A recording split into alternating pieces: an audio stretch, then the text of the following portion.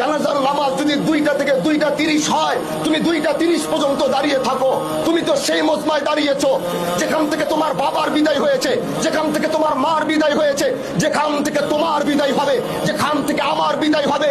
একটু দাঁড়াও, পৃথিবীর এই বাস্তবতাটাকে চিন্তা করো যে পৃথিবী আমার না, এই আকাশ আমার না, এই জমিন আমার না, এই পৃথিবীর মাটি আমার না, আমার এখান থেকে যেতে হবে। এখানে দাঁড়ালেই তুমি মৃত্যুর কথা স্মরণ করতে পারবা। 5টা মিনিট বেশি দাঁড়াও, পৃথিবী থেকে চলে যাওয়ার বাস্তবতা বুকের ভিতরে ধারণ করে তারপরে বাড়িতে যাও।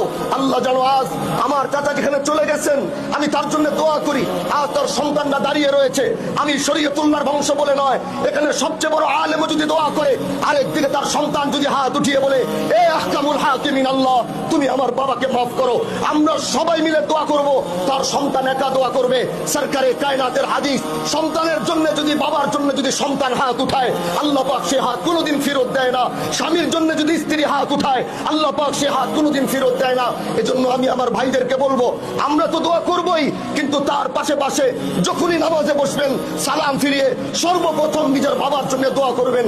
আল্লাহ যেন তাকে জান্নাতের আলা মাকাম নসিব করে, তার কবরের আযাব যেন আল্লাহ পাক মাফ করে দেয়, সন্তান পরিবারকে সবরে জামিল যেন দান করে।